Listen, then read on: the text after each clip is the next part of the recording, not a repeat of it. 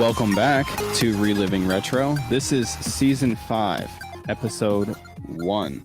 And if you're new here, we pick one game at random, invite a guest on to rate it in 5 categories: story, gameplay, visuals, sound, and how well it aged. This week we are joined by the guys from Drink a Beer and Play a Game. And how you guys doing? Yo, what's going on, guys? Glad to be back. Glad to be talking with you again. I'm Brian, and the other one is Chambers.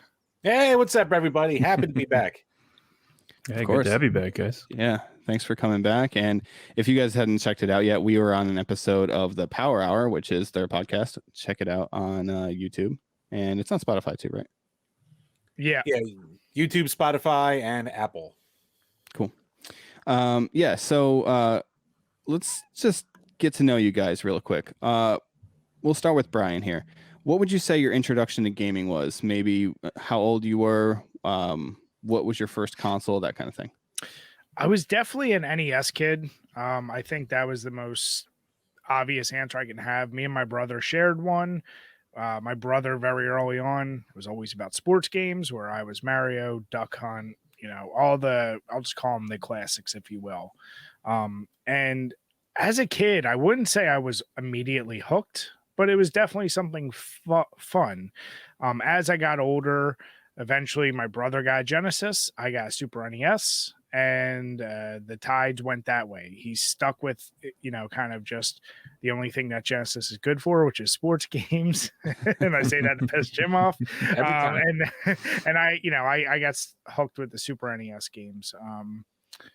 I never really got deep into collecting until much later, honestly, almost into college. I did that stupid thing that I think a lot of us do, which is I had a decent collection, sold it when I was a teenager because I no longer needed it. And chasing it ever since is the easiest way I'll put it. So, I'd say 10 times the amount now that you could have got it for then. Especially horror games, which is what I'm into. So, they cost a pretty penny. But yeah, that's kind of my abridged version of my journey into it. And as our name suggests, I definitely like to enjoy a few beverages while I play my games. Of course. Just a quick aside. Would you say you and your brother constantly fought over which was better between the Genesis and Super Nintendo, or did you guys just kind of enjoy it separately? Definitely enjoyed it separately. He enjoyed, like I said, since he was more into almost strictly, I'll say, sports games, his enjoyment was always, hey, Bri, come play me in this game, which I know I'm going to smoke you in. And that was his enjoyment. And then I would rage out and hit him or throw the controller. He had zero interest. Like, it wasn't impressive to him, like, oh, like I can beat this level in Super Mario 3, or like it doesn't matter what game I did good at. He didn't care enough. So yeah, we definitely never competed over the use of the consoles. And we probably only played a handful of co-op games other than sports games playing against each other, to be honest. Gotcha. All right, same question for you, Jim. What was your introduction to gaming? How old were you? What console? I was a Genesis boy, thanks. Like Brian to my older brother. I'm like Brian, my older brother was 11 years older, so he was way older. So I was like 5 at the time when he got his. And, I'd sit there and dick around with, I think it might have been a little bit later because he got like a bundle with Sonic and Vander Holyfield boxing on it. So I definitely remember those 2 games and me just playing the shit out of Sonic as a kid. Wait, can I curse? I forget if I can curse. Oh, yeah, man. You're good. Okay, good. Good. Getting that out of the way now. But yeah, and he actually like Brian's brother, he was very much into the sports games. So he would always I would stay up as like the little brother wanting to watch my older brother play. So he was sitting there playing that like NHL 93 and trying to get the crowd noise meter as high as he possibly could. We're playing Madden 93 and trying to get as many injured players and to see the ambulance come on the field. But he'd also like play against me in Street Fighter, and I would always win even as like a little kid.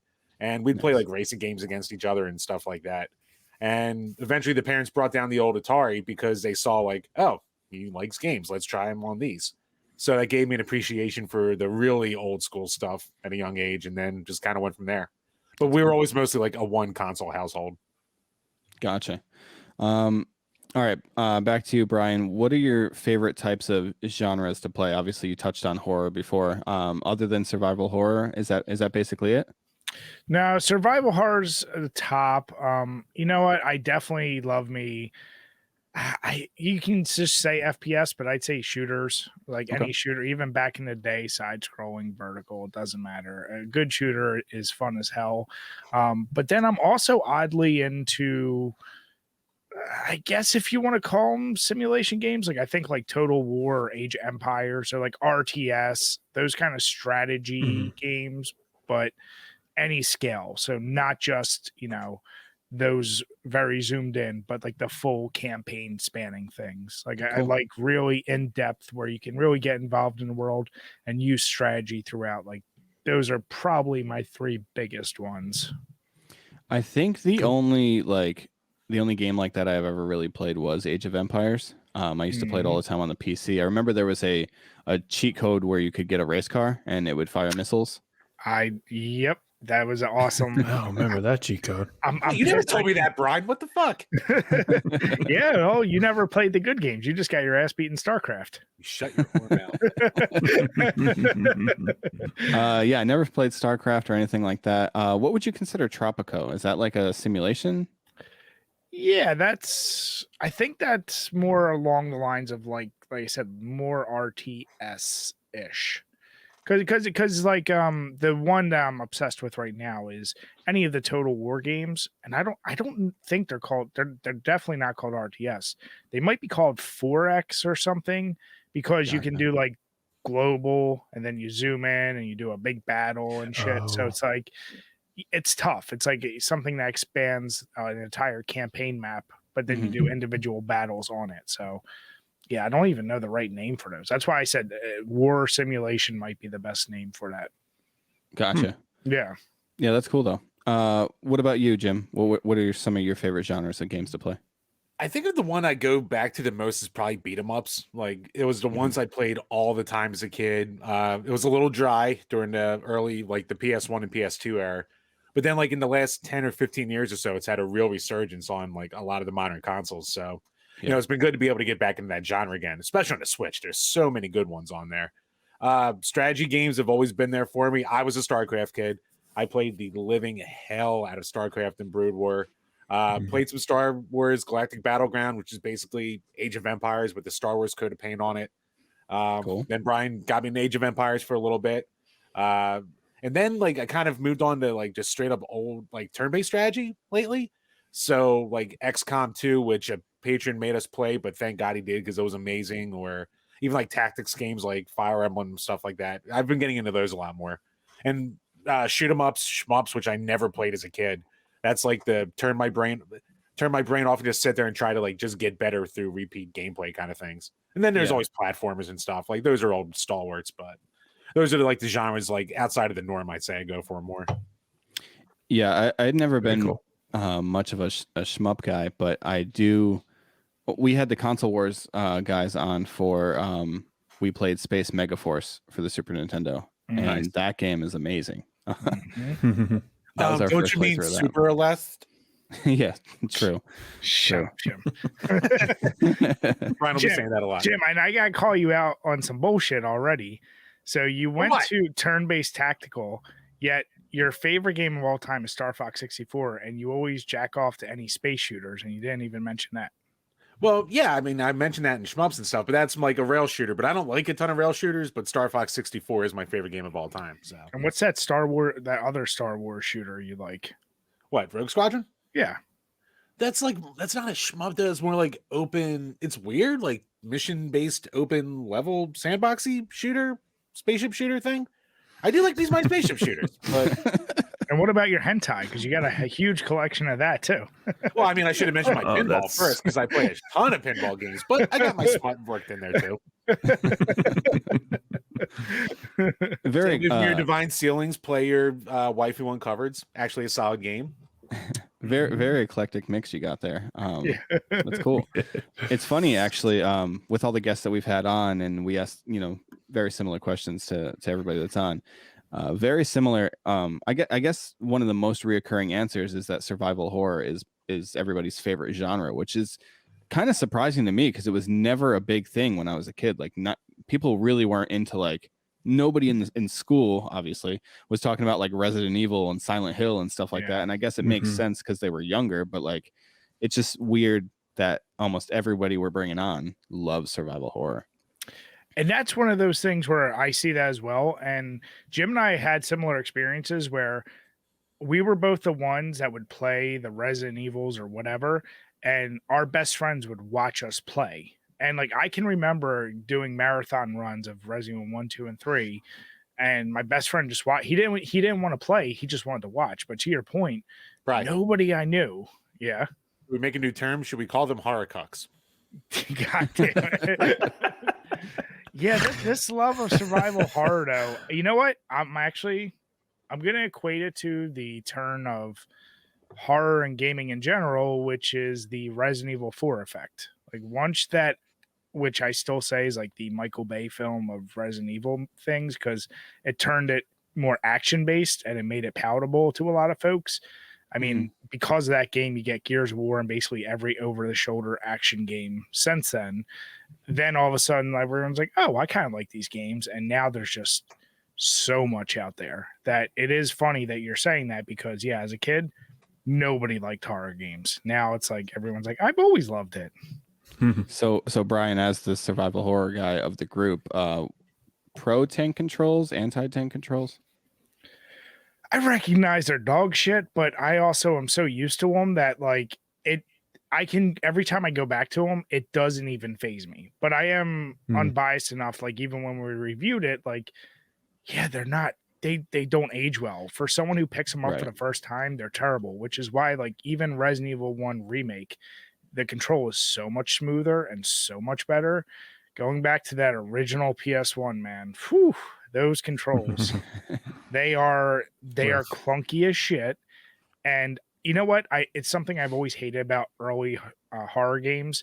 Like there's excessive fog, there's bad controls, there's limited this and that to increase the horror. It's like, no, you had technical limitations. Don't mask it as that's increasing the horror. It was just you had technical limitations.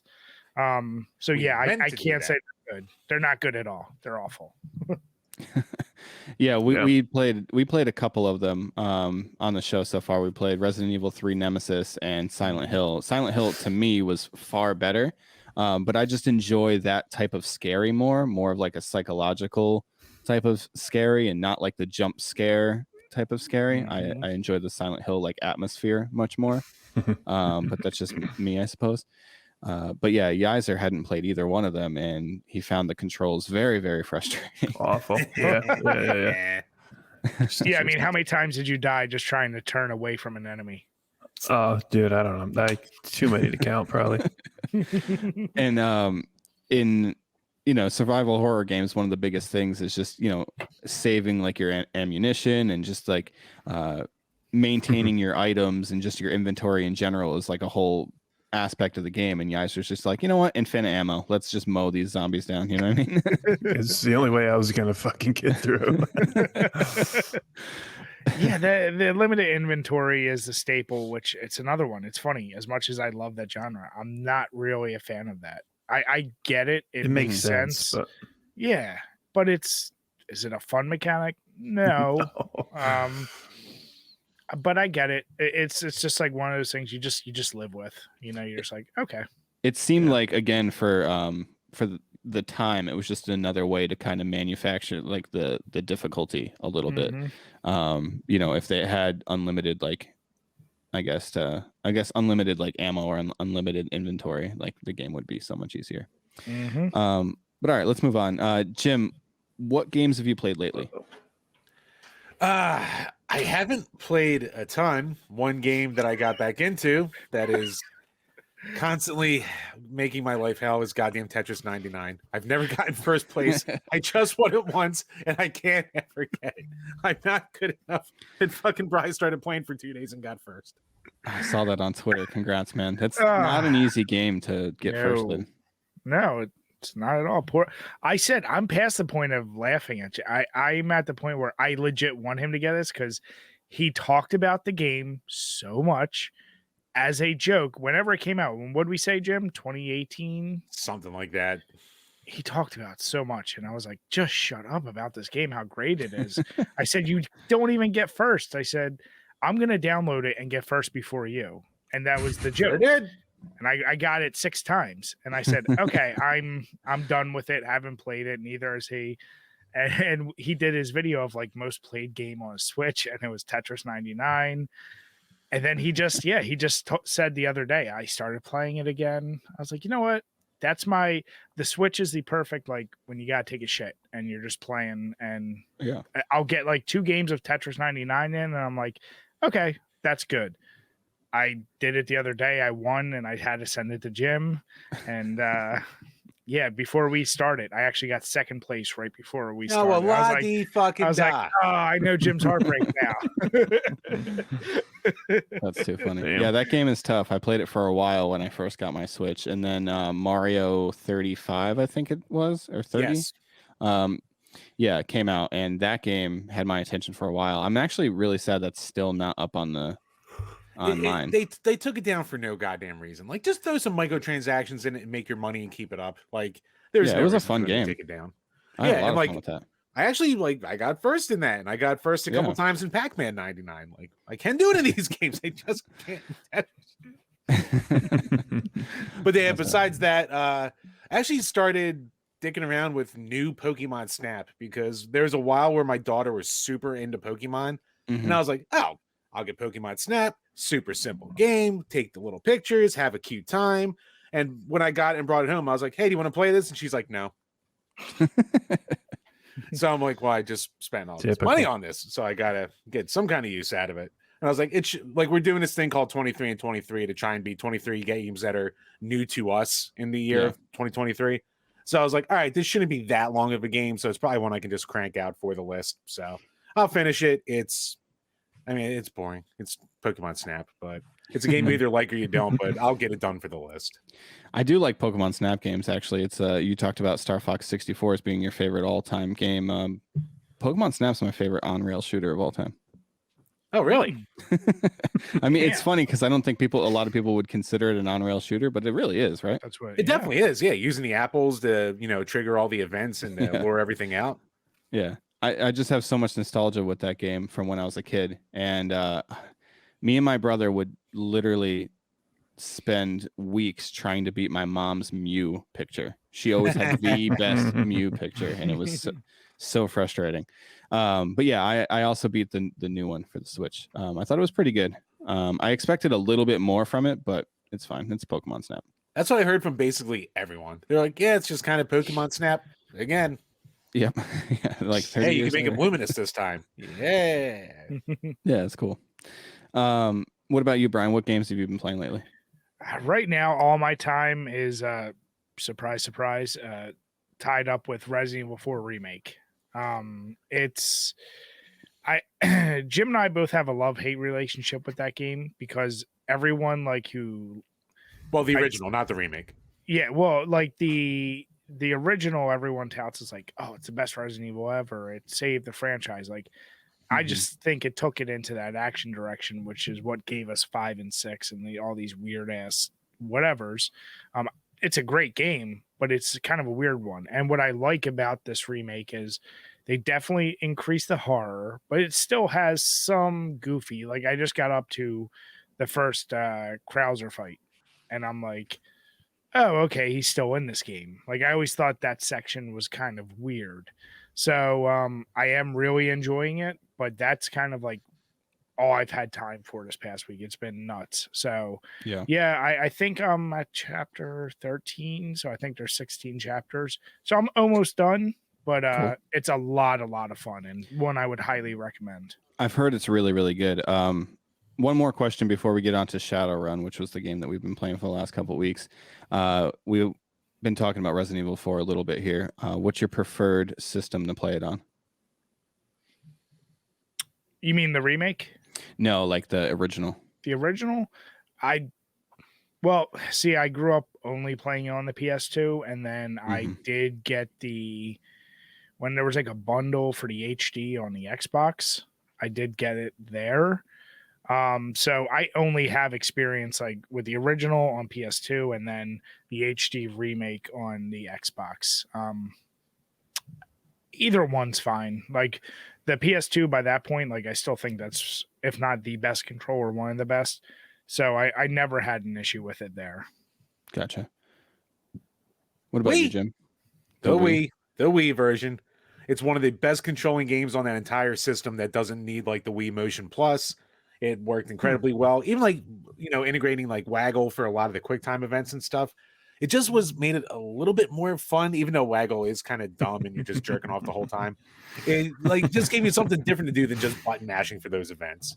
And Brian, you shut your goddamn whore mouth. Listen, the Wii version is amazing. You've never even touched it.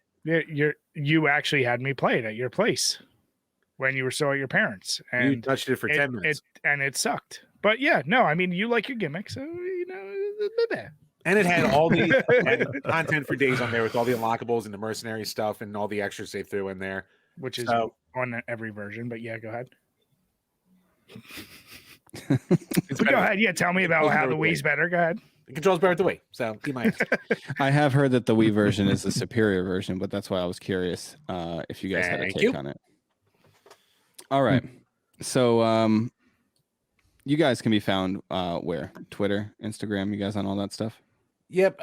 Twitter, Add a Beer in a Game, Facebook and Instagram, Drink a Beer and Play a Game, YouTube, Drink a Beer and Play a Game. We also have the Power Hour podcast, which is on iTunes, Spotify, and YouTube. So if you go to any of our socials, we have a link tree and stuff. You can find all of our links on there. Cool. And you guys also have a Patreon, right? Oh, yes, we do. Patreon.com/Drink a Beer and Play a Game. Where for as little as $2 a month, you can ask a question we answer on each and every single one of our podcast episodes. You can join the show basically for such a low price. And then for more tiers, you get bonus episodes and movie review requests and game review requests. And even for like $1, we'll throw some like bonus content your way. So cool. Yeah, so we also have a Patreon. You can join that for as little as $2 a month, and you can add your game that you want us to play to our Patreon list. We play 3 Patreon games every single season. That's once a month. Episodes 4, 8, and 12 are all Patreon games. So get your games in before then, and you'll have a better chance of having your game played. Otherwise, they go to the master list, and there's like a couple hundred games on there. So for $2 a month, you can get your game played. You can so also you guys do that. Oh, sorry to interrupt. You guys do that thing we do. We're like, oh, that's a good idea. Then you add to the list, and you're like, oh, I'll get to this in 5 years. yeah, essentially. Essentially.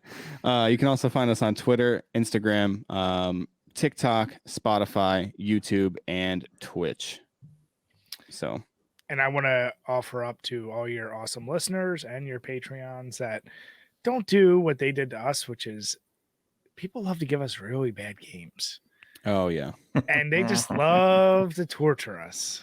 Yeah. And I'll just say, I won't even say the names because I don't want to give them ideas. I'll just say there are some games that we've been given and we're just like, oh God, this is going to be rough.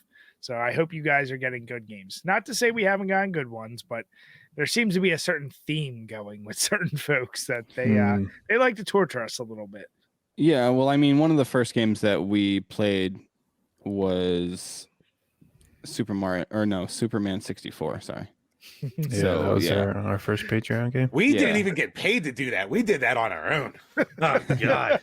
Yeah, and Jim actually tried to justify that it's not that bad of a game because the rings are fun. I didn't say the game in general was not that bad. I just said I like the ring sections. Everything this is who you're listening to. I'm just warning you. Like when you hear him say Resident Evil 4 is best on the Wii, this is the guy who likes rings in Superman 64. I'm the guy who played 7,000 hours of Star Fox. I've been through my fair share of rings, all right? You give me some goddamn rings, I will fly through them. Yeah, but I beat that game quicker than you did. I was 10, you were 25. Yeah, you should have had better reflexes. That's all I'm saying, Jim. That's all I'm saying. I wasn't a smart boy. Oh, man. All right.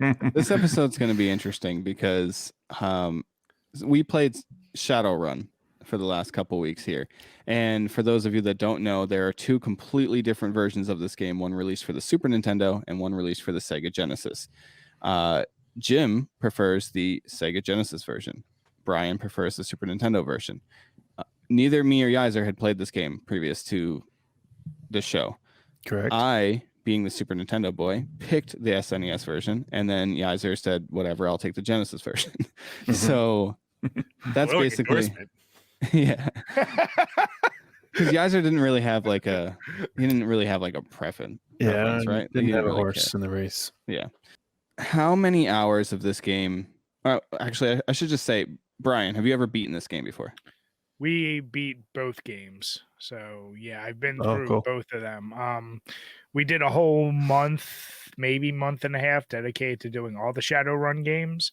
So Yeah, it was only one these, we couldn't do was the Sega CD version because that's Yeah. never really been translated. So can't play that if we can't read it. yeah, Cool. so we did Super NES, Genesis, the 360 shooter, and the PC one. I think Nice. that's all of them. Yeah, because when we were doing the whole series, Returns only had its like core game. I don't think any of the expansions came out yet. So Yeah. we did that one. So yeah, we both played. Jim, did you beat the Super NES version? No, I got really far, but I didn't like beat it in time for the review. Okay. Yeah, I beat both of them. Nice. I did not beat the Super Nintendo version. I would consider it felt like I got decently far, but I didn't even get to the Matrix yet. So I probably didn't get very far, but it felt like I played it forever. There's quite a bit of grinding in this game. At least there was for me, and like the playthrough that I followed really suggested grinding and just getting your stats up. Yaiser, did you have like a similar experience with needing to grind in the Genesis version? Yeah, just trying to get enough fucking money to get the shit I need to get to progress in the goddamn game. I probably played for, I don't know, 3 hours, maybe 4. But Yeah. like you, I didn't even get into the Matrix. I got to Seattle, didn't get to the Matrix. So.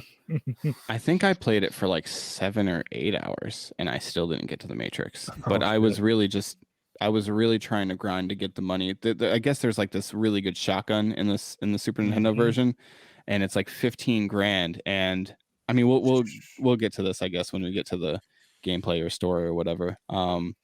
Let's actually just get to that now. Let's go to story. Brian, why don't you start us off here with story since you beat both of them? Maybe you could is there any difference in the story between the two games? Yeah, I mean, I think it's so we covered the whole backstory of Shadowrun, the universe that's based on the tabletop. And Jim, you correct me because I know you're a little more in the weeds with some of this. But the Super NES, they both take place in the world of the Shadowrun tabletop, but it's two completely different characters. So in the Super NES, you're Jack Armitage, you get shot down, you wake up in a morgue, and you basically have amnesia and you're trying to figure out who tried to kill you, what's going on.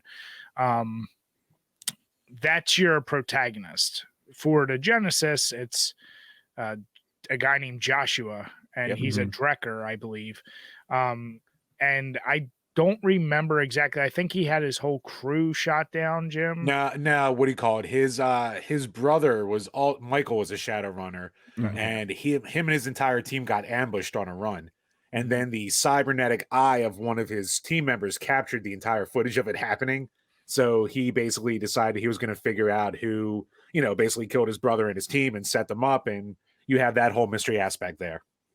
Yeah, so then both of those, then they just take place in the universe, which the shortened version of the Shadowrun story, it's kind of like Terminator meets Blade Runner meets Magic the Gathering. There's like so much weird because there's, and in Super NES version, you'll have ghouls, vampires, dragons, cybernetic things, the Matrix. It's such a weird, that in both, really. Yeah, but it's such a weird conglomeration of like genres that are just kind of mushed together.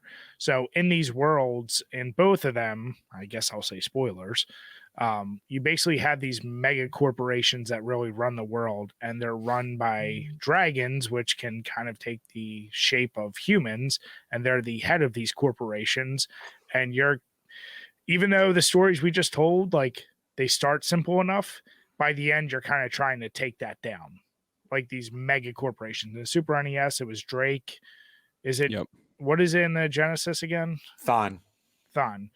So yeah, that's in summation. So your final boss in both of them is a dragon. You enter the Matrix to hack stuff, and actually, in the Genesis version, Thon's more of like this wolf kind of mystic creature. He's more of like a spellcaster. And I mean, I guess spoiler, like a dragon friend you made along the way comes and helps you kill him and shit like that. So dragons do play a big part.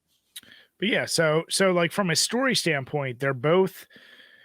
It's unique because I would still classify both games at their core as RPGs, but how they go about them is different. But they both are very, very story heavy, and that's the point I'm trying to make here. Is like there's a lot of lore you need to dive into with both games, and the world they both kind of play by the same general rules. Like you do shadow runs in order to gain money, gain charisma, gain karma.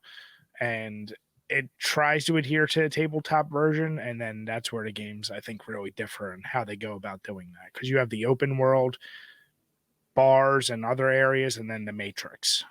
Right. So in like a normal, like I say normal, but like I guess like a traditional like JRPG, you typically would have your characters gaining levels by experience points, and in this it's not that way really. You gain karma, I guess, through experience points, but it doesn't really tell you like how much experience points you get when you kill a guy. It's just like you kill maybe like 4 or 5 guys, and then it says 1 karma gained or something like that, as far as I could tell from the Super Nintendo version anyway. And then you spend the karma on skills and stuff like that to just upgrade your character. Yeah, karma is your experience, and then in the Super Nintendo version, it's like you said, like they'll tell you how much karma you gain from like kills or doing something, and then you just kind of assign that to a couple slots. And then the Genesis version, you kind of just like, it's tougher to gauge how you gain karma, but you gain it from like everything. You gain it from like doing side missions and shadow runs, and from triggering story events, and from building contacts and the gangs, or from just killing people and stuff too. So, but you also have way more stats to kind of juggle for using your points. So you kind of get more karma, but you have to use more karma in that game. Yeah, there's not a lot of stats in the Super Nintendo version. It's very bare bones. It's a lot more intuitive is the word we're looking for here. The Sega Genesis is a game for simpler boys, Brian. I mean, Jim, if I can take your quote from our review, the Genesis was overly complicated for its own good. It was ahead of its time, that you tried to say, which is another word for saying it didn't execute the system well. It was a little too jumbled. Well, Brad, if you're not used to the actual tabletop, it's actually truer to the tabletop. So, but nobody cares about that, Jim. I actually had no idea it was a tabletop. I didn't know that like Shadowrun expanded more than this game. I didn't even know that there were newer games for it until I started like looking this up. I hadn't heard of Shadowrun as a franchise at all, except for these games. Here's the deal: I have no gauge, and Jim, unless you do, other than the games, I've never heard of Shadowrun being talked about from a tabletop standpoint. And it's one of those things that's like, it's cool because you can tell they're pulling from this like rich lore of this world and this idea, which, as I said, they just pulled from so many different genres. What I will say is, after playing all the games, it's undeniable the latest one is by far the best one on the PC. Like, I mean, it nailed down RPG elements, graphics, combat, like all the things you need flushed out. That's probably, my guess, the closest to what the tabletop is as well, without ever having played it.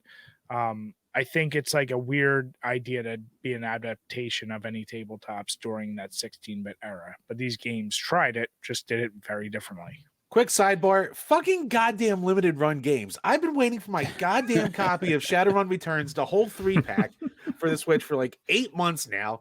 And I got the standard version. I didn't even get like the expanded versions that, like, if you buy a special version, you're waiting a year and a half. Shut up, Brian. I know what I did. I know I'm wrong for doing it. I know.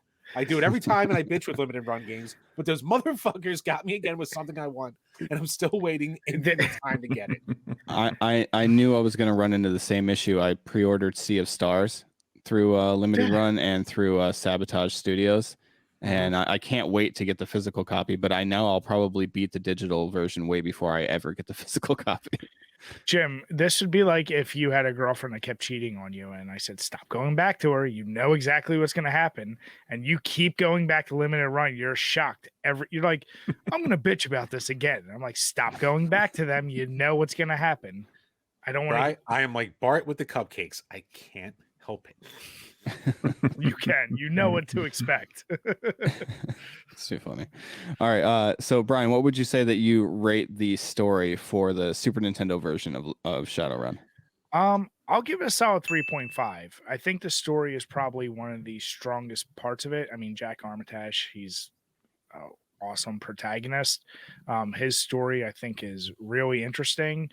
But, be warned, you have to care about story. If you're someone like someone on this podcast who doesn't care about stories, then you're not going to care about it. And that's the one of the best elements of the Super NES version. So yeah, 3.5 I would give it. Well, I actually have something in similar, I think, there with Jim, because I usually don't care about stories either. I play games for the gameplay, and if it has a cool story that it's not forcing me to like pay attention to, and it's just like feeding me story, then cool. But if it is making me dig for a story, I kind of don't care. Like Zelda, for example, I've always tried to play Zelda games. I can't get involved with a Zelda story for some reason. Like I just don't care. I'm like, okay, Zelda princess, Link's a guy. Let's do this thing. I don't care about anything else for some reason. But actually, for Shadowrun, I ended up giving it the same score, Brian. I gave it a 3.5, and I felt that the strongest point of the story for this game is how you need to figure everything out. It's a mystery where like you just end up in a morgue and you kind of have to figure out what happened to you. And I kind of like the way they do it, although it can be a little tedious at times where you're talking to people and you have to figure out what keyword you have to use to trigger certain information. That can be very tedious and a little annoying, just running through that menu over and over again, because when like there's a point very early in the game where you need to talk to a dog or whatever, and dog becomes a key word. And as far as I can tell, I haven't had to use that keyword ever again, but it stays in the menu, which is annoying to me. It should just go away. Oh, but again, I haven't played through the entire game, so I don't know if it comes up again later. But with the more and more you talk to people, the more keywords that you build, and then you just have to keep filing through that inventory of words to find out which ones kind of give you more info. I do find that a little bit it was a little bit more interesting than I think just normal, like talk to this person, read dialogue, retain that information somehow. So I found that was pretty interesting. I think one of the downfalls to this is and maybe you don't, but I felt like I needed to know Shadowrun lore going into this game to know what they were talking about half the time. Because I didn't know what a Shadowrun is. You know what I mean? I didn't really know what really they were talking about at all until I had to keep like digging and digging and digging. But yeah, I don't know. I felt like the story was good enough to make me want to talk to more people, and that's not usually a thing that happens. So I gave it a 3.5. I felt like it was pretty solid. Jim, what about you for the Genesis version? The Genesis version for the story, I gave a 5. I mean, for a guy who doesn't care about story at all, I fell in love with like figuring out everything little by little. The couple cutscenes you get for major story events, I was like, oh shit. There's one big reveal towards like the middle end of the game that had me marking out like crazy. And yeah, I mean, I think actually the very, very end was a little on the weak side, but I have way too much nostalgia that I'm not going to give it a 5. So yes, I'll be unfair and it's way better. Okay. No, that's cool though. What about you, Yaiser, for story for the Genesis version? I actually gave it a 4, so I'm up there too with you. I definitely thought this was the strongest part of the game. It's the only part of the game actually that kind of made me want to keep playing, not actually playing the game. But yeah, the whole mystery part of like, your brother's dead, figure it out, go into the Matrix, get some info, sell to this guy. That's a really cool idea. It didn't present it in the best way at all times. That's why I didn't go all the way to 5. But it was a really like interesting like idea for a game, but not executed the best, I'd say. Yeah. So Brian, you said you played both versions. Do you feel strongly that the Super Nintendo version is better than the Genesis version? It's not even a question. Like story-wise, I mean. And this is part of what Jim and I talked about. I know. To be fair, I gave the SNES version a 4. I still think it's a very good story. So eat my ass. I mean, here's the deal. I don't give. I mean, the Genesis version, I would give a 3. I'm not saying it's terrible. I'm saying it's not as good as the Super NES version. Having played through both, Joshua is not that interesting of a character, and he's modeled. You just like Jake's glasses. And he's modeled after the Power Arm Terminator toy, where he's got his little purple shirt, his black vest, and his little like strap. He wasn't that interesting of a character, and the characters you meet, and this will blend with some of the other things. The dialogues were awful because they're goddamn pages of text. They weren't as easy to navigate. They were just exhaustive. And as someone who actually likes story, even I was like, I could just read a book as opposed to playing this game. Whereas the Super NES, to your point, Rigney, like I actually enjoyed I almost looked at it like a detective game, like with the Super NES where you use the keywords. And I was trying to be like, okay, like it makes more sense when you're talking to this guy, use these words. So I was more engaged with that story. Where the Genesis, like I said, it's a fine story, but it was exhaustive to pull it out of lines and lines and lines of text. And I was kind of like, okay, I'm good with it. Still a good story, but the Super NES, as we said from our buddies from Console Wars who agree, it's a better story for sure. Counterpoint, they're from Jersey, so you're wrong. Counterpoint, you're always wrong. Counterpoint, fuck you. This is very good. This is very counterpoint. A counterpoint. All right. Before any more counterpoints happen, let's head over to gameplay. All right, Jim. Why don't you take it away for gameplay for the Genesis version? So the gameplay's got a lot of highs and lows. Again, I'm extremely biased when it comes to this game. So if I was going to be more fair, I'd probably say a 3.5, but I gave it a 4. And why I gave it a 4 is I absolutely love the open-ended nature of the Genesis version. Like they give you a couple main story beats and they just basically go ahead, figure it out and hit it however you want. You don't have to stop mid storyline. You can go and do side missions. You can join all the 3 different gangs, and you don't have to join the gangs, but it can make your life easier or make it harder in certain areas. You have to do all the different types of Shadowruns in order to gain your karma and your money, the Nuyen, in order to progress through the story. And the Shadowruns do get grindy at times because you're going to have to do a lot to get money and to build contacts. But again, too, like you're building contacts through the game that you can call in certain areas. You're building all this different stuff. So as far as like world building goes, it does it in an amazing way. When you get down to the actual combat, it's very simple and a little on the rough side because you have basically a lock-on system, and when you're surrounded by enemies, you slow down, which is probably the worst part of the combat in the game. So you're going to get swarmed, and it's going to be a pain in the dick. And there's going to be times you're going to be, taking cheap deaths, especially early on in the game because you're not powerful enough. So you got to grind and grind until you get to that point. But you got to grind really bad in the Super NES version too. So, it's kind of just a problem with both of these games in general. But I also do like how there's a drastically different gameplay style, whether you play as a shaman, a decker, or just a standard samurai. So you can just kill guys. You can hack into the Matrix more. The Matrix is way more involved in the Genesis version than it is in the Super NES version. It plays way more of a story and way more of a way to build money and karma. So I think like if you're looking for like world building and overall RPG experience, I think it does it way better. But when it comes to the control, it's a little rough. Even though I fucking hate the point and click control in the goddamn Super NES version. So I'll listen to Brian try to bullshit away to justify that. All right, before Brian gets into his counterpoints, Yaiser, what do you think about the Genesis gameplay? I think it was extremely frustrating for me personally. It throws you in there. It doesn't really tell you what the fuck you're doing. Basically, the dude is like, "Hey, go to the bar. In the corner of the bar, there's a guy. You can go talk to him." I'm like, all right, where the fuck is that? There's like 20 fucking buildings in this city. Where the fuck is it? A map would have helped significantly. But we didn't get that. But I googled the map. I figured out where every place is. But I tried to figure out like the layout of the town before looking it up. To piggyback for you, in the manual they give you a pretty good map for the first area. and they give you very bare bones maps for the rest of the areas in the game. So Oh man, at least in the very beginning, they hold your hand a tiny bit. Yeah, well, I needed it for sure.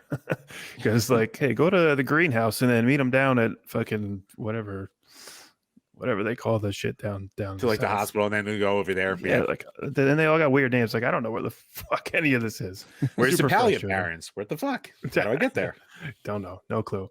And then running into combat, every time I would run into more than one dude on the street trying to kill me, I'm dead. Like I don't know what I was doing wrong.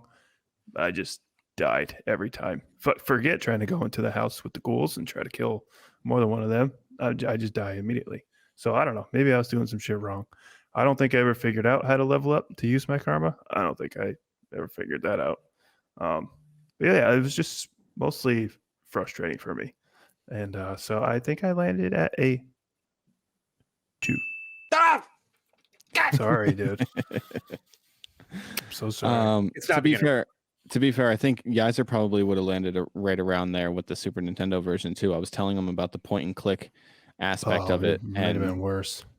yeah, it's really weird. I started off absolutely hating the point and click aspect of it with the controlling the cursor with the D-pad of the SNES controller, and so I'll say for sure I continued to hate it when it came to picking up money and navigating doors, and you should just be able to walk through a door. I don't understand why you have to move your cursor over the door, click a button to then open the door, and just why am I navigating a menu here to open a door? That's very obnoxious to me.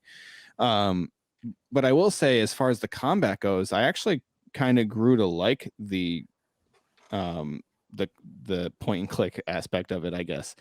I landed on a 3.5 here for the Super Nintendo gameplay. I actually, like I said, I actually kind of enjoyed the shooting aspect of it. And when I was going through like the gauntlet of people that you had to fight when you were in that place by the king, I don't remember where that was, but Like that arena. Yeah, in the arena there.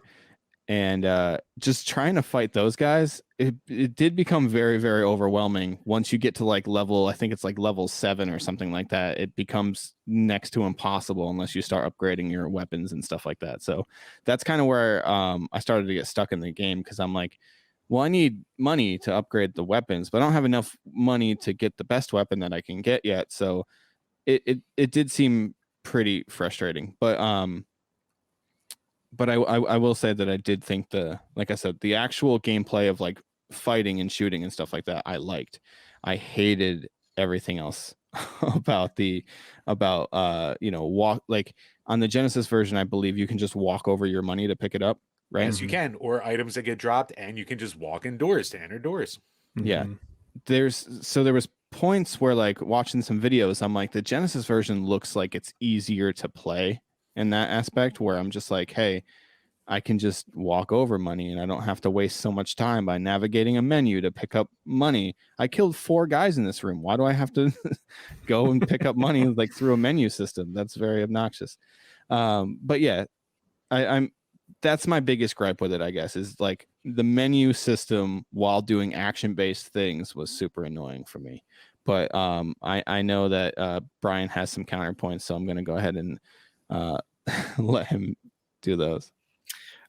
So I would say the gameplay for both games are probably its weakest point for both games. They're not good for either one. It's just a question of the lesser of two evils.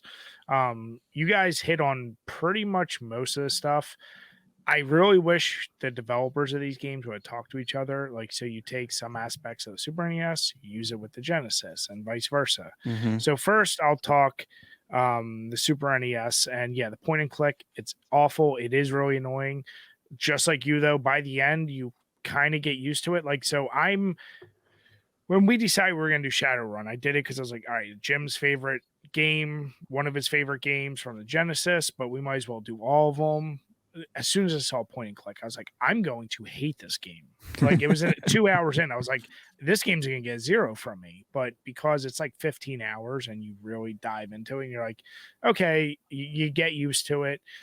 your brain clicks off and you're like, okay, it's not a run and gun, it's not a move and shoot, it's a very tense, like, explore the world. You're not meant to, like, when you have snipers popping out of dumpsters and shit like that, like, you're not meant to constantly be in combat. So my mindset had to change every time I played that game. And to your point, I kind of got used to the point and click. You really, you got two major worlds in both games. You got the open world and you got the Matrix. And the open world in the Super NES is done much, much better than the Genesis, just because it's a more interactive, interesting open world. And the combat, as annoying as point and click is, I did have a problem with the auto lock on from the Genesis, because I lost a lot of bullets from, like, he's trying to aim, and the slowdown. You can't go in buildings, so you have to kill everyone when they actually start attacking you. That shit was driving me crazy, because I'd run out of ammo so quick. I'm like, what the fuck is going on with this game? Oh, you actually have ammo in the Genesis version? Yeah. And it's really annoying. And yes, it's nice you can pick up money and all that stuff, but like Jim actually alluded to earlier, karma is so weird in that game, and a lot of shit's not intuitive, and navigating those menus was just, it was like it was meant for a PC or DOS game, not a Genesis. So while I like the speed of movement in the Genesis and shit like that, that auto lock and some of the other shit drove me nuts. So the open world, I definitely say Super NES, it's very clear that even though it's annoying, you have to open doors by point and click. I preferred that after beating both games. The Matrix, it's two completely different things.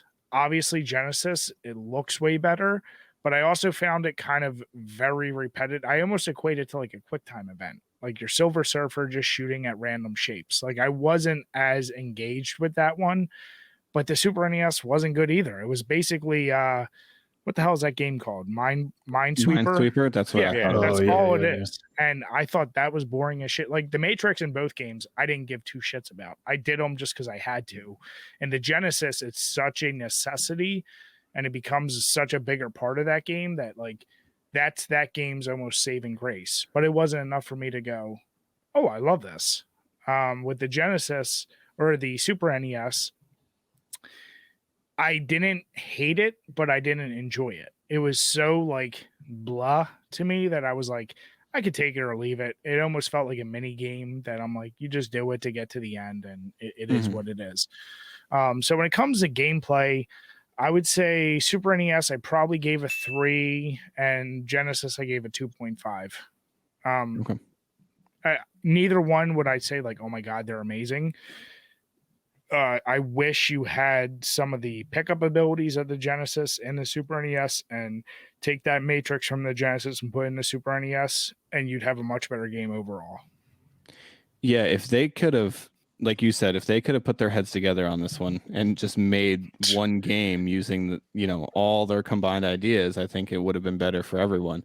Just because watching, I watched the Console Wars video of it just to kind of get an idea of, like, the comparison between the two games before I even started playing the game, because I wanted to know which one I wanted to play. And just me being comfortable with the Super Nintendo, I just kind of was just like, I'm just going to play the Super Nintendo version. But just, I guess, watching the video, I'm like, man, there are some things in the Genesis version that make me think this is the one that I should be playing, though.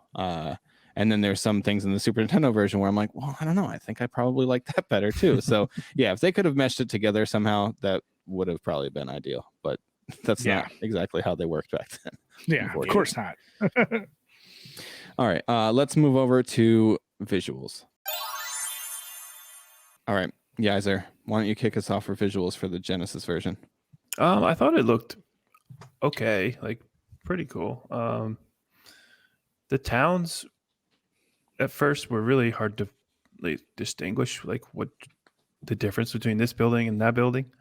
But I mean, once you got used to it, it was fine. I think the sprites were all right. They weren't incredibly detailed, but it was okay. And then I didn't get to the Matrix, but the Matrix looks fucking awesome. So that's going to bump it up a few points here, but it's still, it didn't blow me away with the rest of it. So I landed at a 3.5. Okay. Seems pretty fair. What about you, Jim, for the Genesis version? I actually would say the graphics are probably the weakest part of it. It's a later release game for the Genesis, but it very much has a kind of like budget title feel. Like a lot of reused character sprites, a lot of reused, looking areas almost. It's cool how a lot of the different, all like 6 different towns very much look different from each other for the most part. And I like how it really gives off that feel of like either a really dingy, crime ridden town or like a super tech mecca kind of thing. And the Matrix does look cool, but there's so much repetition in the game and so like very simplified art that I actually gave it a 2.5. Like I think the graphics are by far the worst part of it. Okay.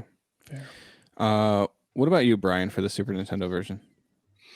I'm kind of like Jim. Like my biggest problem was all the backgrounds being reused in a lot of areas. Where There's so much black. There's infinite black on the screens because Yeah, the isometric view. Well, there's like, and that isometric view was interesting when you get detailed. Like when you wake up in the morgue, you're like, oh shit, if the rest of the game is this detailed, that's not bad. And then you get out in the city or certain stuff and you're like, oh, they're just going to reuse a lot of assets. Yeah. I do like the liveliness and the look of the cities and every area you go to because there's a lot of people and things going on. And the bosses, they look great in that isometric view. And like even like the cemetery, certain scenes look really well done, and some of the bars with like the rock bands going on look cool, but it is still kind of weak. And then you have that goddamn Matrix, which once again, it's a grid, so there's really nothing to write home about. Right. But same as Jim, I kind of feel the same. So for both versions, I gave them a 2.5, just because they're both. If you took the Matrix from the Genesis, put in the Super NES, it could have raised it because that is the best looking part of the Genesis as well. And even some of the bosses in the Genesis, they're really cool sprites. But yeah, overall it's kind of meh. It's a bland area for both. Yeah, I landed a bit higher than you on that one, but you know what's weird is as soon as this game booted up and I saw the isometric view and just the way that the sprites looked on the screen really reminded me of like the early day like PC games. Mm-hmm. It just looked so much like early 90 PC games, and I was just like initially I was like not blown away by them at all, but then I was like, I think if I were playing this game and like on a Super Nintendo, I would be pretty impressed that they could emulate like a PC's graphics. However, yeah, anything outside, like if you were inside a building, it seemed like the details were there.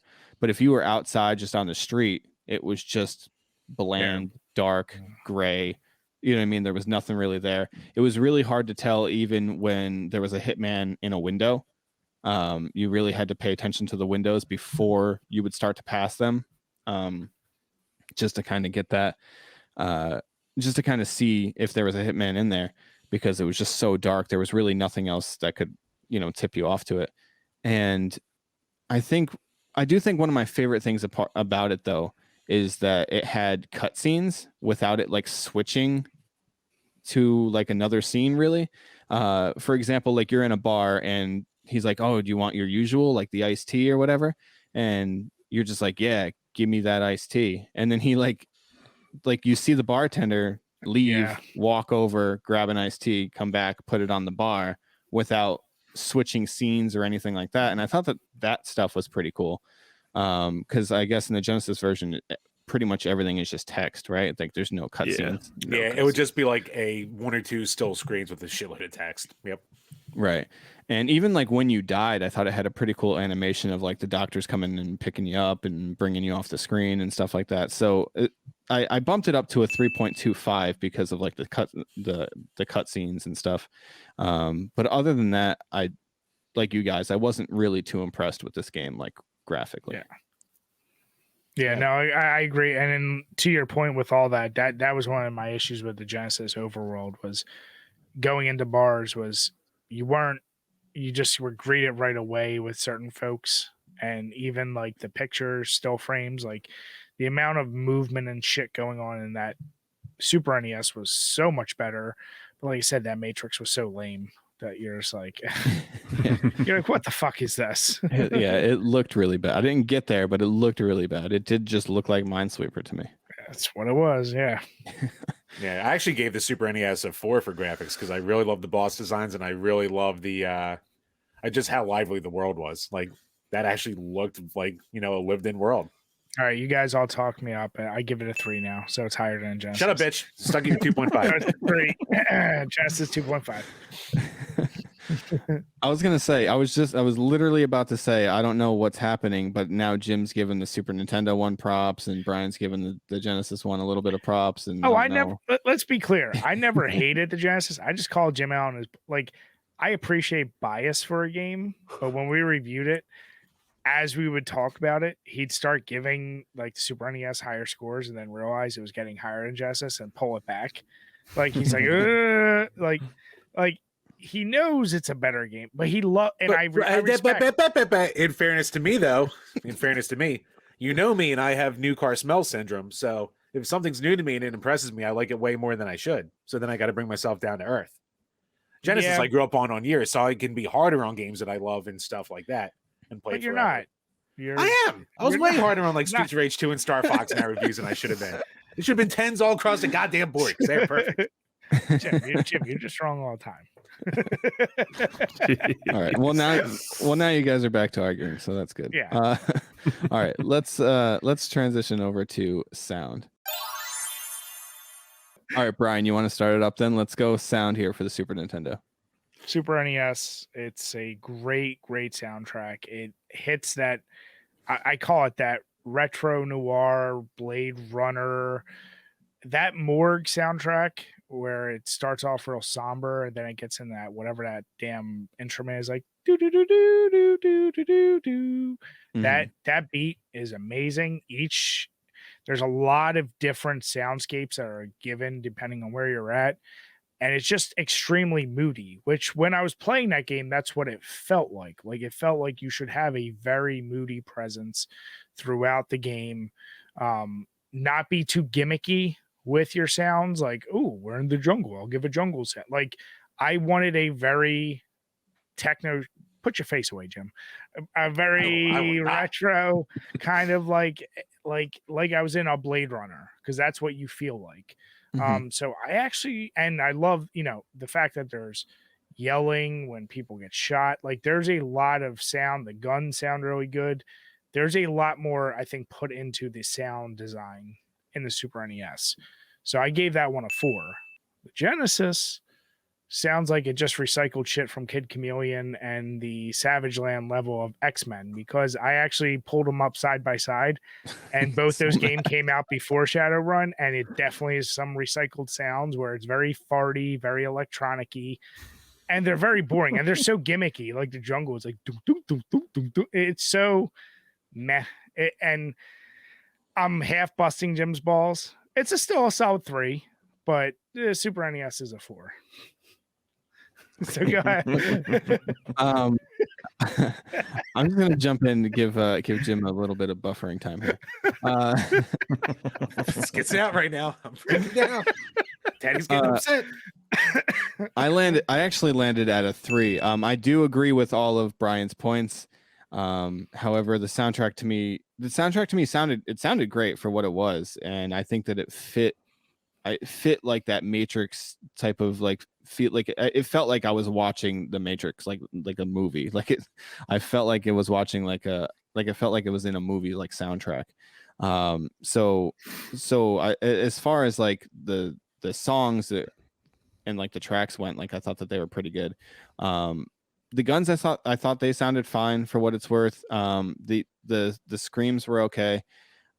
There was really just nothing that kind of blew me away with the sounds. Granted, I didn't get that far through the game, so maybe there's some stuff further along that's better than what I heard. But I kind of just landed at a 3. I felt like it was good for what it did. It better than average for sure.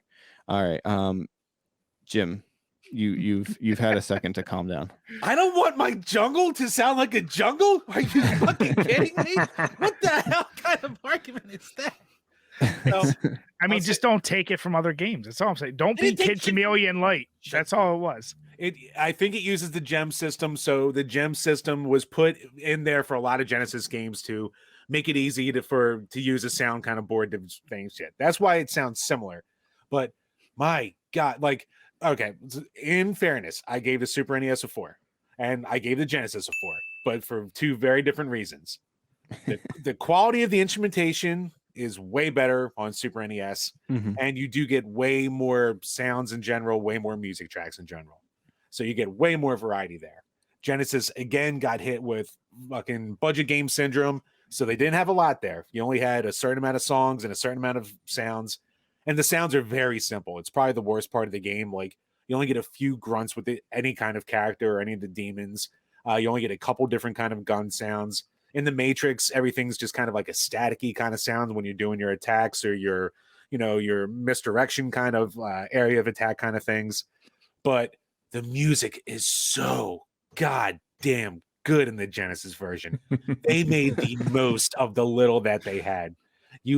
All the tracks are like at least 2.5 minutes long of like fully composition, multi-layered tracks. They sound so goddamn good. The cave/abandoned building thing scared the hell out of me as a kid. Like, the Super NES is like kind of moody, but the Genesis is extremely moody and really gives you that feeling of a cyberpunk world mixed with like the more dark and dingy kind of stuff in there. Bri, you get that goddamn shit-eating smirk off your face, I will fucking kill you.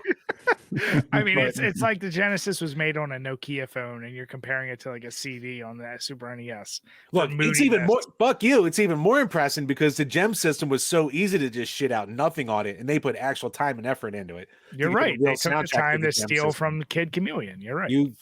Oh. A far superior game. No. I know that's ball busting right there. Gotta hate it. Yeah, I'm a total stupid fan of this soundtrack. That alone boosted to a 4 for me, even though if the rest of the sound effects are as bare minimum as they can be. I'm with you, Jim. I'm at a 4. Thank you. I thought the music was cool as shit. That like distorted electronic. It reminded me of the music that the dude in Grandma's Boy would listen to while he was in his game room. You know what I mean? Exactly. 5 out of 5. That shit was awesome. No, I liked it. But I mean, like Rigney said, kind of, I didn't get too far in the game, so I only heard, basically the stuff in the beginning of the game. But the sound effects, again, they're like okay, but yeah, I thought the music was cool as hell. I'm at a 4 with it. Yeah, Yaiser, if you want better music, just go over a Super NES version. I want to listen to some of the Genesis now though. I love comparing like the different consoles and how the sounds were, because they have two very different sounding chips, obviously. Yeah. Oh yeah.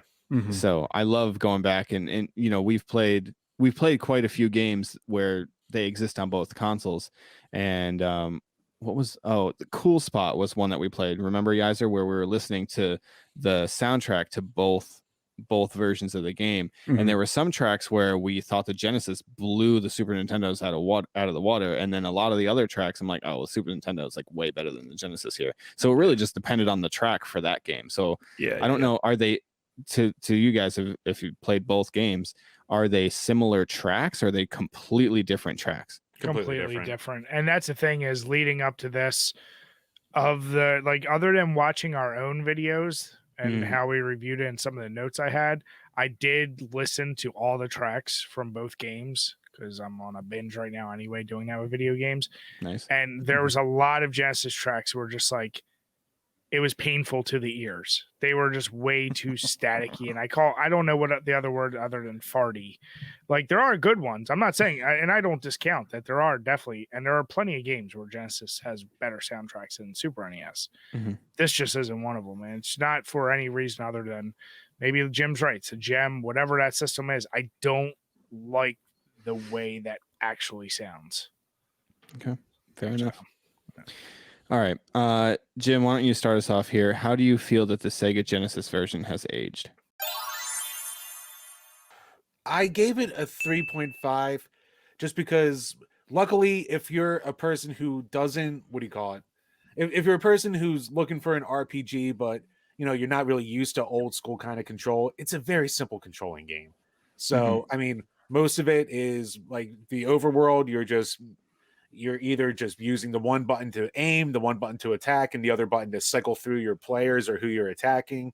And then, it's really just a lot of menu navigation. So it's not going to be a tough game to actually control or to go back into.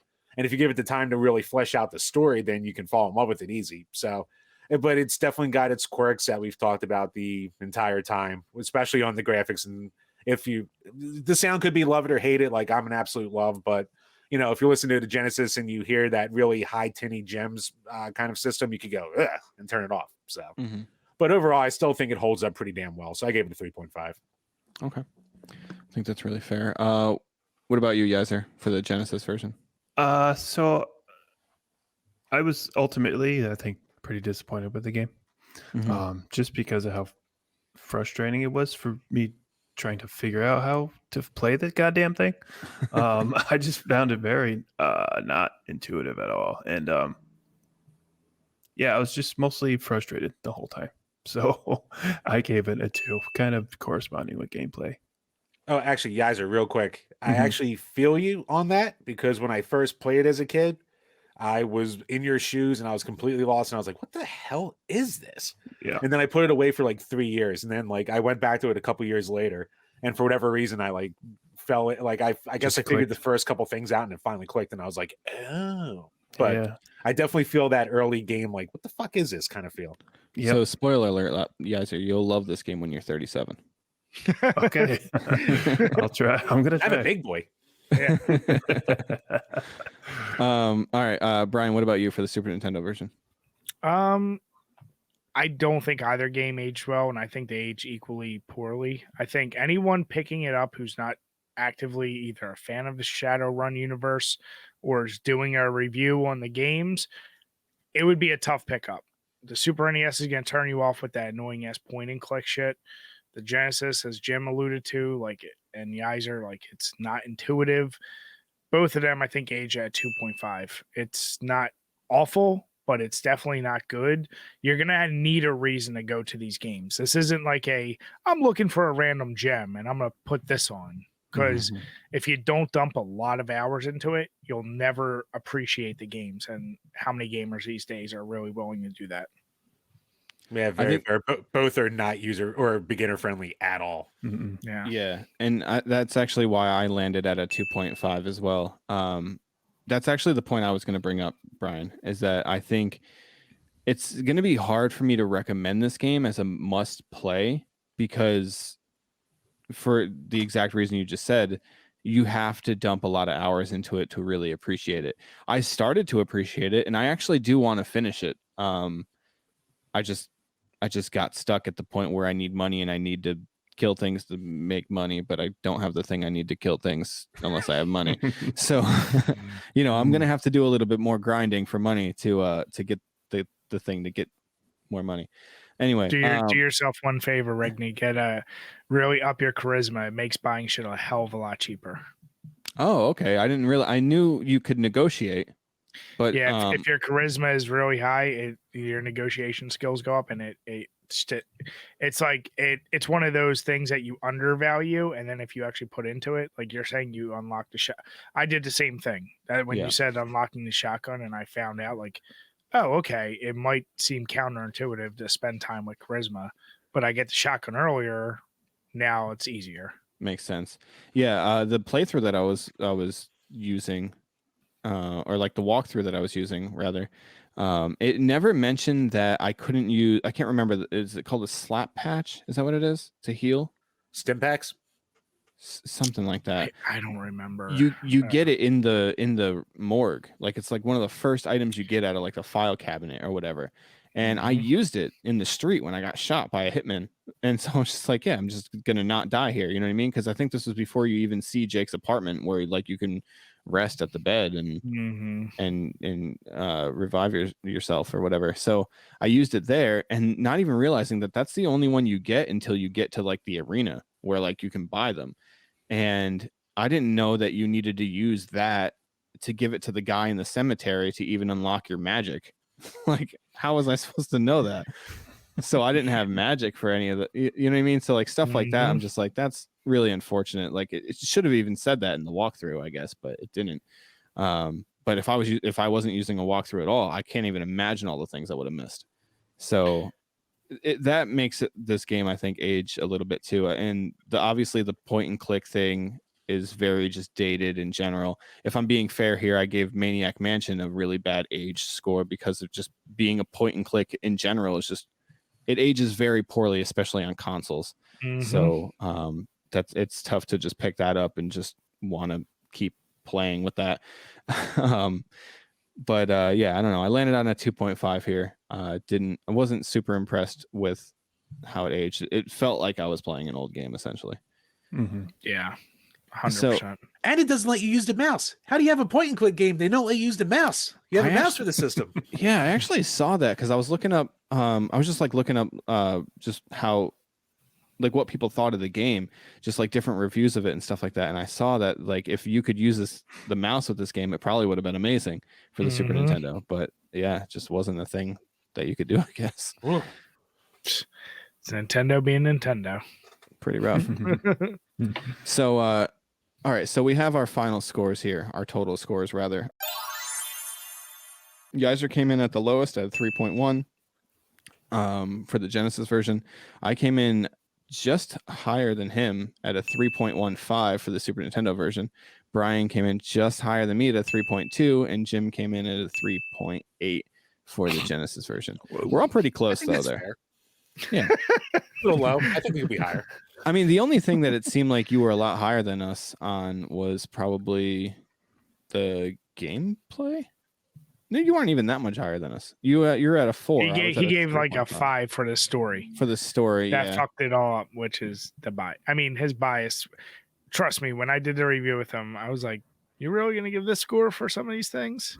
Because we do we do the roundup, but we also find Stark and you tell me you don't just. We have like a final overall, which is supposed to cover our biases. Yeah, like so I'll literally point to Jim. I'm like, you realize you gave this game like a 10 for this, but you only gave like a really great game a 7. I'm like, you really think he'll justify it in his mind. So yeah, it makes sense. I mean, I've been guilty of doing that as well. I mean, I gave Super Mario World a story like 5 for story just because I think it's like the perfect platformer and I wanted it to be a perfect 5 out of 5. Yeah, I just wanted it to be perfect. Okay. To be fair, those little snippets after you get your keys, I mean, who can say no to that? Yeah, we brought that up. But like Iggy's castle fell. Well, that all tells you all you need to know. But then, like, you know what I mean? I also gave like Suikoden 2. I gave that a 5. Devil May Cry I gave like a 4. I don't know. So yeah. Like Link to the Past story, I gave a 3.5 because I just couldn't get into it. So if you look at my scores and you're like, okay, wait, how did like Devil May Cry get a higher score than Link to the Past? I don't know. I could follow Devil May Cry story, okay? I couldn't follow Link to the Past. I'm not smart enough for Zelda. Anyway. The chick was hotter, all right? Yeah. Yeah, well, damn it, Jim. You got him there. I mean, I'm wrong. All right, so this is the time of the show where we randomize what we're playing next. So if you guys are ready, I'm going to hit that randomizer and I'll vaguely describe the game and you guys can then have some fun trying to guess it.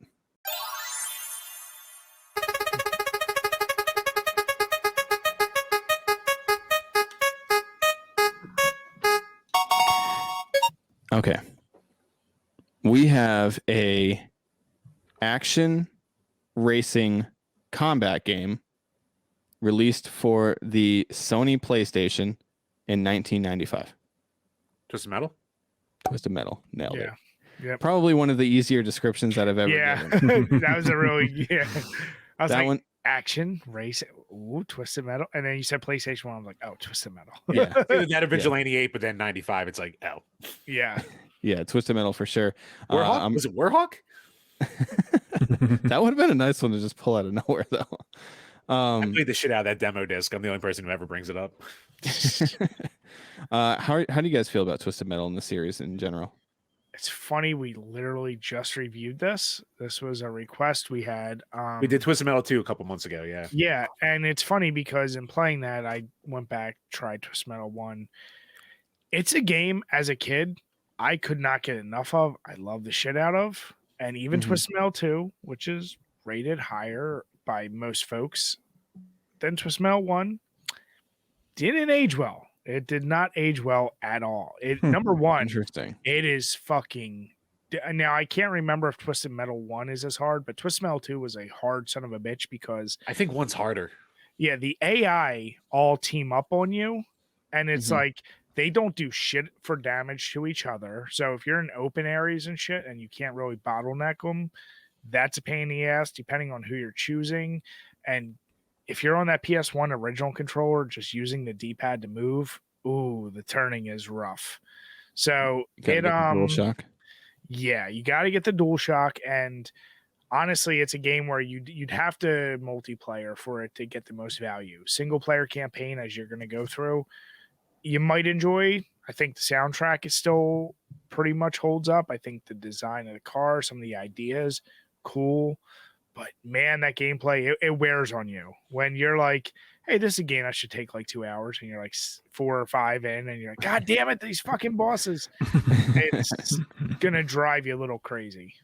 Yeah, I was actually kind of surprised here on howlongtobeat.com. It says that the main story takes about 5 hours on average, but the completionist, like if you want to do everything you can in the game, 25 and a half hours. I was like, I didn't think it had that much content. Wow. That must mean beat it. Well, you figure probably Beat it with everybody. Everybody. So yeah, good to get the story. I mean, as a kid, like I said, I was blown away by vehicle combat games, and I can remember playing with my cousins or anyone. Like it was tons of fun. But yeah, single player, it Doesn't hold up. does not. I think your age scores. If your age is above a 2 or 2.5, I'd be amazed. Okay. Maybe you guys have a different take than us. Well, it's funny because I actually, when this one was picked, I was like, okay, I'm pretty excited about this. I haven't played Twisted Metal in a long time, and and I remember I used to love it. I used to play it all the time. Right. So I don't remember playing the first one. I remember I played number 2 and 3 and 4, and I even played I think it was like Twisted Metal Head On. I think it was for the PSP. Small Brawl too. Ever do that? Small Brawl for the PS1. Yep.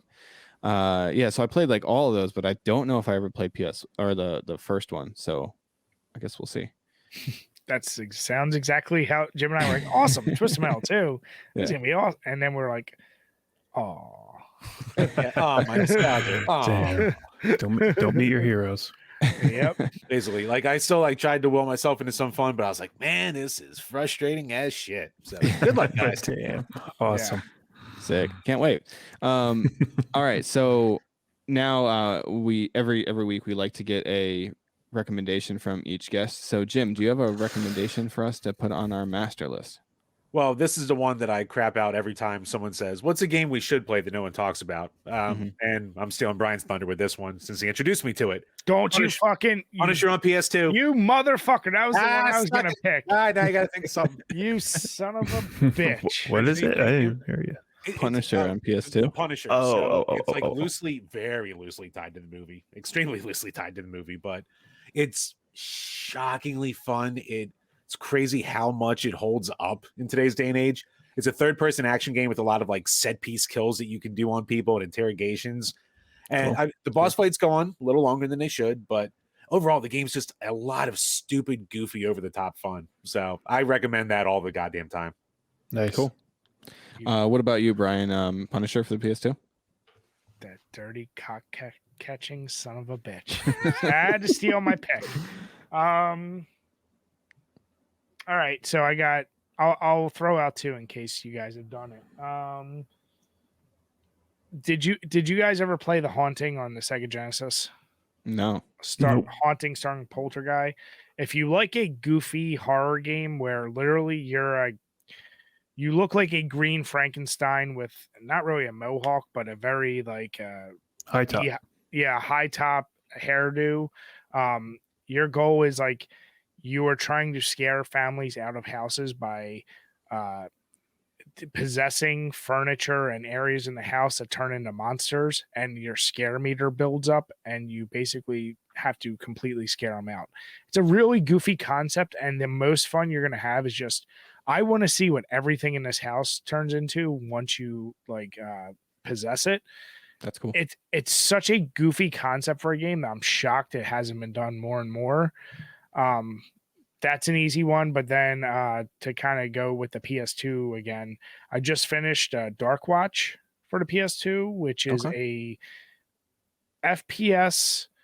It's late life in the PS2, and you're a vampire who's hunting vampires. So think Blade meets the Wild Wild West, and in an FPS. And it also has a really odd sex scene with Rose McGowan as a vampire chick, and it's very odd. It gets thrown in there, but it's like got that early like 2000s like attitude, but it's like actually so responsive for an FPS game on the PS2. And there's cool, like you can switch between having dark powers or good powers. And it's just like, I was amazed I never played it back in the day, and it was a recent buy that I picked up on, and you can get them relatively cheap on eBay still. So Nice. Either one of those games, you'll have fun, and it's a little bit more unique than the standard fare. I gotta say, for this Dark Watch thing, I can't even believe that that's a game description that I just heard somebody say to me. You're welcome. This is pretty wild. I feel honored that I got to hear that. Enjoy. All right. So that's about it for us for this week. Thank you very much for watching, and make sure to check out our next week episode where we are playing Twisted Metal. You guys want to tell them where they can find you one last time? Yep. Twitter at A Beer and a Game, Facebook and Instagram, Drink a Beer and Play a Game, YouTube, just search for Drink a Beer and Play a Game, and patreon.com/Drink a Beer and Play a Game. And on iTunes and Spotify, you can look for the Power Hour podcast. Look for Drink a Beer and Play Games, the Power Hour podcast, because we were not clever boys with thinking up of a beer-related podcast name. So there's a few of them. So yeah, check any of our socials. We have our link trees. You can find all of our links there. Awesome. Cool. All right. Thanks so much for coming on, guys. Really, really, really appreciate it. Appreciate it, boys. Have a good night. Always You a too, pleasure, man. guys. Thanks again. Of course. Thank Yep. you. Take care, Peace. everyone.